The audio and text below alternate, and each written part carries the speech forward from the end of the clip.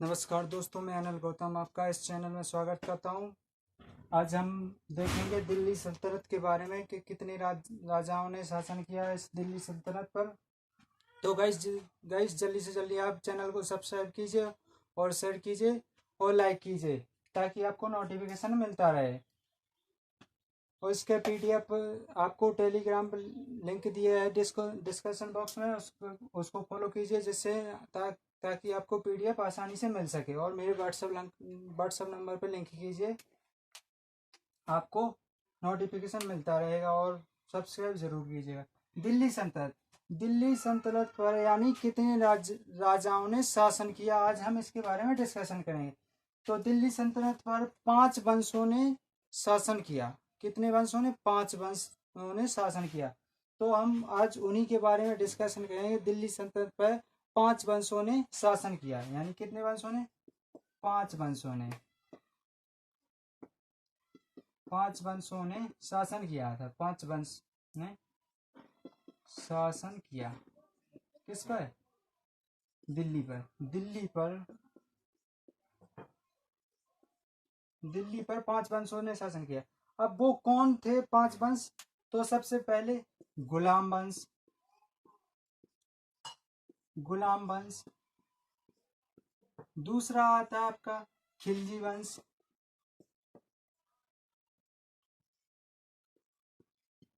आपका तीसरा आता है तुगलक वंश।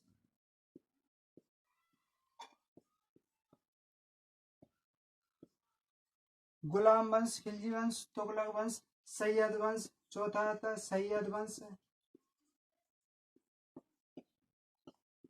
आपका पांचवा आता है लोधी वंश। देखिए, अब यह गुलाम वंश रहा 1206 से 1290 तक। गुलाम वंश रहा 1206 से 1290 तक। खिलजी वंश रहा 1290 से लेकर के 1320 तक। कहाँ तक रहा? 1320 तक। अब तुगलक वंश आया, तो तुगलक वंश रहा 1320 से लेकर के 1414 तक। कब तक रहा? 1414 तक। अब सैयद वंश आया। सैयद वंश 1414 से 1451 तक रहा। अब इसके बाद लास्ट जो वंश था लोधी वंश 1451 से 1526 तक रहा। तो गुलाम वंश कब तक रहा? 1206 से लेकर के 1290 तक। इसके बाद खिलजी वंश 1290 से लेकर के 1320 तक रहा, 1320 ईस्वी तक रहा। तुगलक वंश रहा, जो तुगलक वंश आपका रहा तो 1320 से 1414 तक रहा। सैयद वंश रहा आपका 1414 से 1451 तक। इसके बाद लोधी वंश रहा 1451 से 1526 ईस्वी तक। चलते हैं हम, आप इसको ट्रिक के जरिए बताते हैं। हम इसको ट्रिक के जरिए ये तो आपने बेशक जान लिया कि हमारे पांच वंशों ने शासन किया था दिल्ली पर। अब इसको ट्रिक के जरिए जानते। देखो, बिल्कुल आसान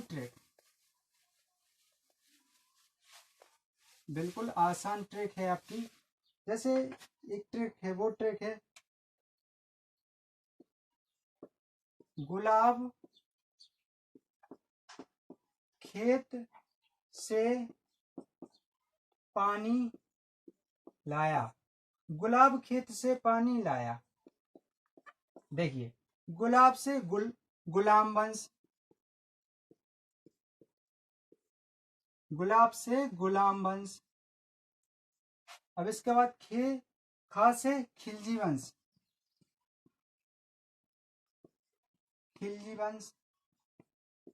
तातगज्जा से तुगलक वंश,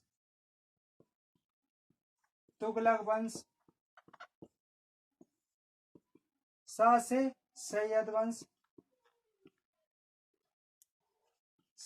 वंश। इसके बाद पानी जे वो है ला से लोधी वंश।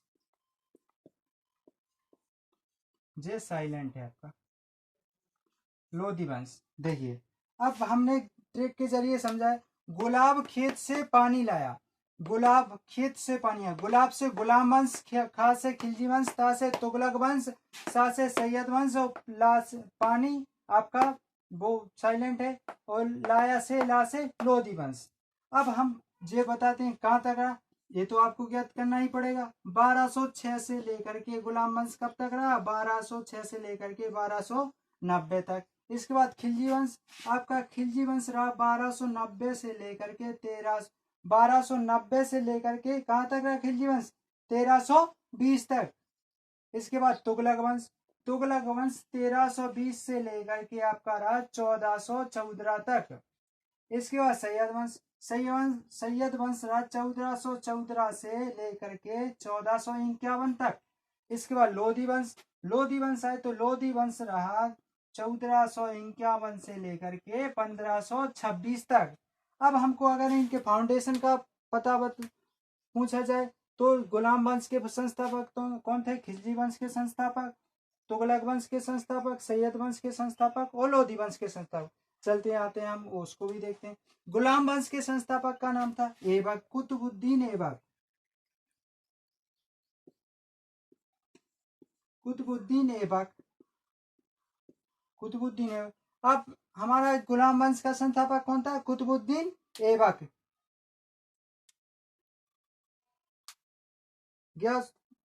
कुतुबुद्दीन ऐबक।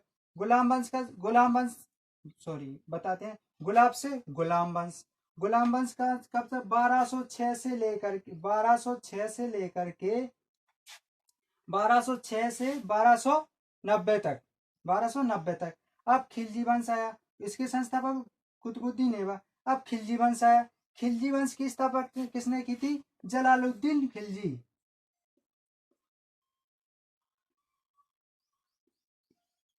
जलालुद्दीन खिलजी,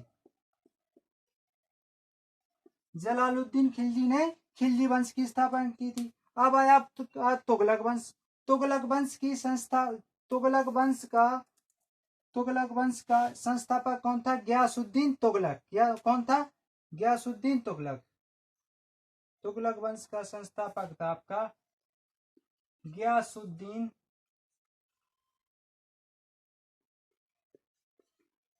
तुगलक। अब इसके बाद सैयद वंश, सैयद वंश है आपका, सैयद वंश का संस्थापक कौन था, खिर्ज खां। कौन था, सैयद वंश का संस्थापक कौन था, खिर्ज खां।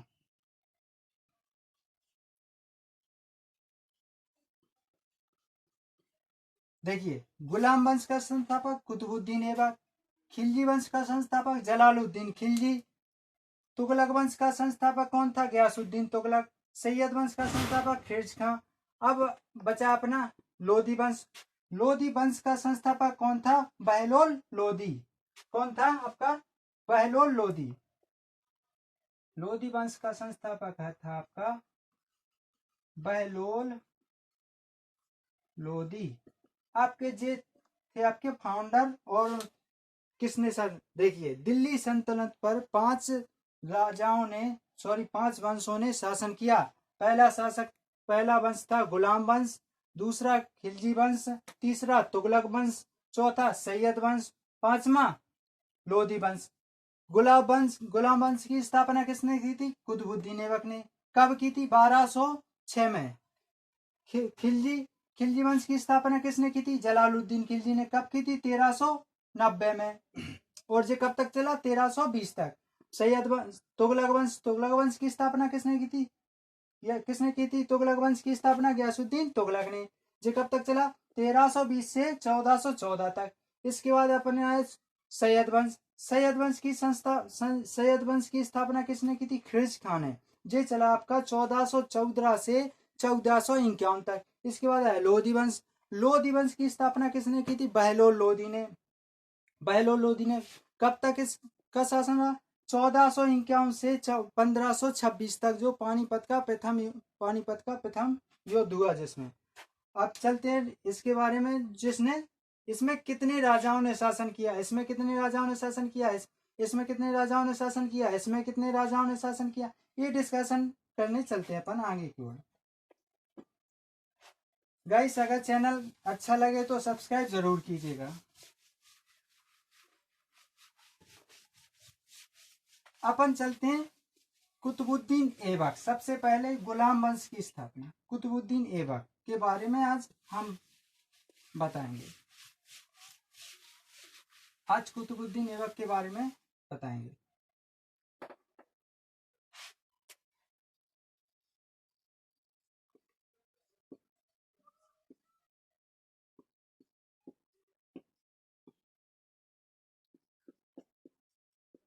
कुतुबुद्दीन ऐबक, कुतुबुद्दीन ऐबक ने शासन किया 1206 से लेकर के 1210 तक। ओनली 4 वर्ष तक इसने शासन किया। देखिए, कुतुबुद्दीन ऐबक मोहम्मद गौरी का गुलाम था। कुतुबुद्दीन ऐबक मोहम्मद गौरी का गुलाम था। यह दिल्ली का पहला राजा पहला सुल्तान था जिसने दिल्ली पर कब्जा किया था, शासन सुल्तान बना। गुलाम वंश की स्थापना किसने की थी? कुतुबुद्दीन ऐबक ने। गुलाम वंश की स्थापना किसने की थी? कुतुबुद्दीन ऐबक ने। अगर आपसे ये पूछा जाए कि वास्तविक गुलाम वंश का संस्थापक वास्तविक पूछा जाए तो इसका जो दामाद था इल्तुतमिश, कुतुबुद्दीन ऐबक का जो दामाद था इल्तुतमिश, उसने की थी। वास्तविक संस्थापक किसे माना जाता है? इल्तुतमिश को। चलो हम आपको आगे डिस्कशन करते हैं। सबसे पहले कुतुबुद्दीन ऐबक ने, वह दिल्ली का पहला सुल्तान था जिसने दिल्ली पर पहले कब्जा किया। यह गुलाम वंश का संस्थापक था। यह मोहम्मद गौरी का गुलाम था और इसे गुलामों का भी गुलाम कहा जाता था। गुलामों का भी गुलाम कहा जाता था। तो ये क्या है कि ये मोहम्मद गौरी के गुलाम था। इसे मोहम्मद गौरी ने इसे कुछ रुपयों में बाजार से खरीदा था। कुतुबुद्दीन ऐबक को मोहम्मद गौरी ने कुछ रुपयों में बाजार से खरीदा था और अपना गुलाम बना लिया था और सेना का मुख्य अधिकारी बना दिया था इसको। चलते हैं इसके बारे में आगे डिस्कशन करते हैं। यह गौरी का क्या था? कुतुबुद्दीन यह गौरी का गुलाम था। यह कुतुबुद्दीन ऐबक जो था मोहम्मद गौरी का गुलाम था। इसने अपनी राजधानी कहाँ बनाई? इसने अपनी राजधानी लाहौर में बनाई थी। इसने अपनी राजधानी कहाँ बनाई? लाहौर में। इसने अपनी राजधानी लाहौर में बनाई।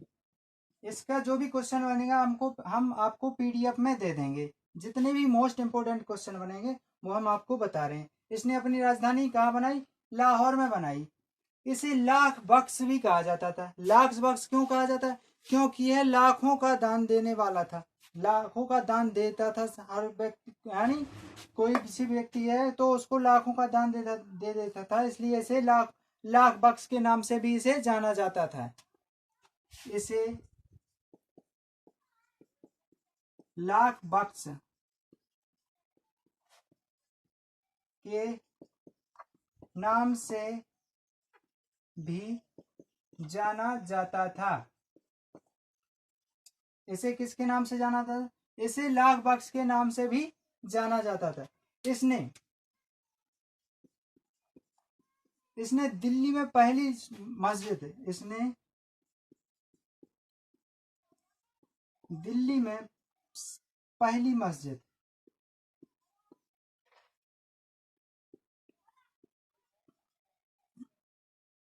इसने दिल्ली में पहली मस्जिद, उसका क्या नाम था? कुवत उल इसने दिल्ली में पहली मस्जिद कुवत उल इस्लाम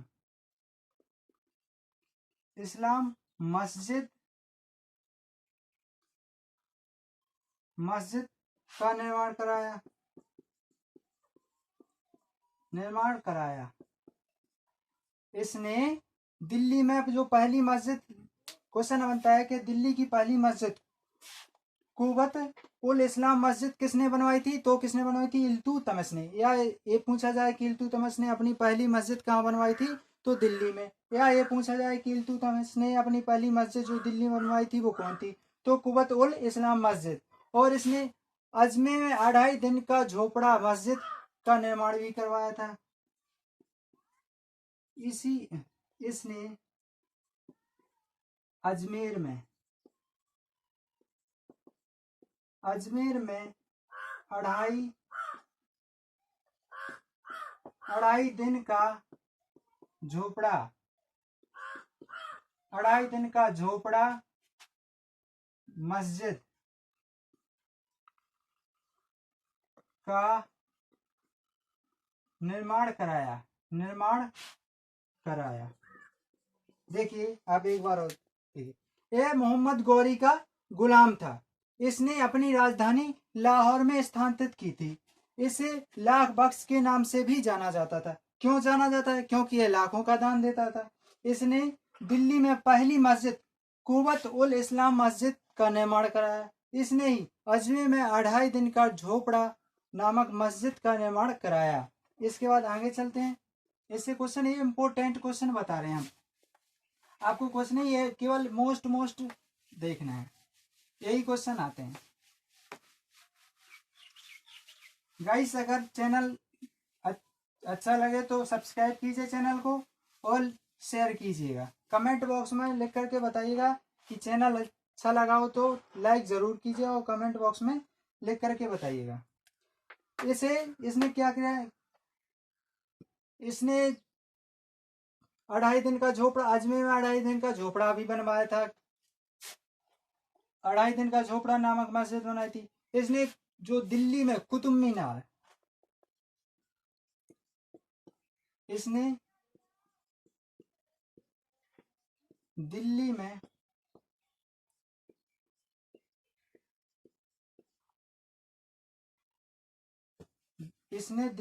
कुतुब मीनार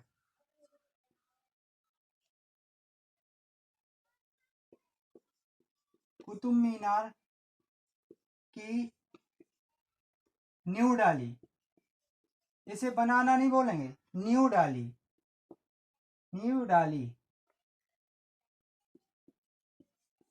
किसके?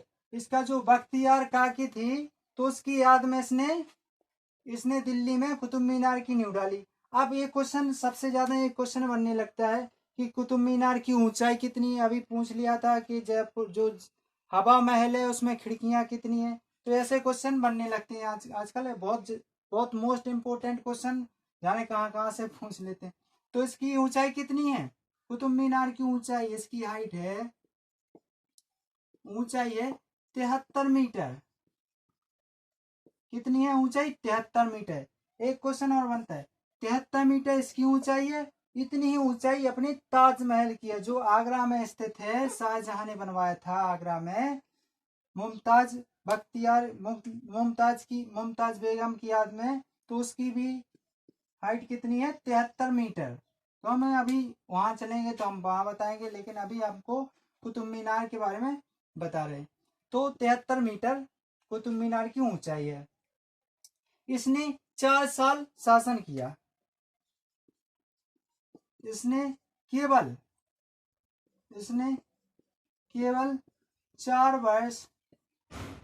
4 वर्ष ही शासन किया। कब से कब तक किया? जे किया 1206 से 1210 तक इसने शासन किया। इसके बाद इसकी मृत्यु हो जाती है। मृत्यु कहाँ होती है? कुतुबुद्दीन ऐबक की मृत्यु लाहौर में होती है।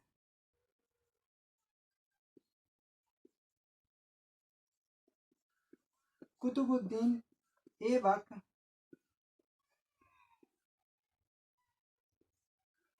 की मृत्यु लाहौर में पोलो खेलते समय हो जाती है इसकी, या चौगाना बोलते हैं इसे। पोलो खेलते समय हो जाती है।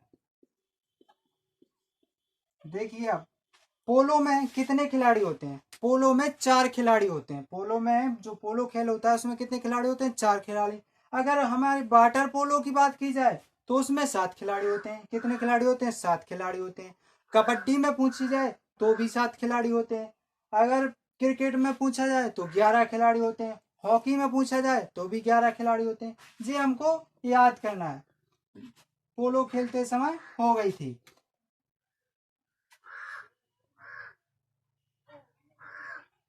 और इसकी मृत्यु कब हुई थी? 1210 में। आज का ये रहा कुतुबुद्दीन ऐबक के कुछ मोस्ट इम्पोर्टेंट कुछ जो पेपर में बनते हैं। बस इतना ही आपको ज्ञात करना है। गाइस चलते हैं हम नेक्स्ट क्वेश्चन की नेक्स्ट डिस्कशन करेंगे। इसके बाद किसने शासन किया, क्या किसने किया, कितने कितने राजाओं ने शासन किया गुलाम वंश में, तो उसके बारे में हम डिस्कशन करेंगे आगे वाले वीडियो में। जय हिंद दोस्तों। अगर सेशन अच्छा लगे तो गाइस उसे सब्सक्राइब और लाइक जरूर कीजिए। कमेंट बॉक्स में लिख करके बताइएगा कि ये आपको कैसा लगा। अच्छा लगा हो तो लाइक जरूर कीजिए। जितना हो सके दोस्तों इसको शेयर कीजिएगा। जय हिंद गाइस, प्रणाम।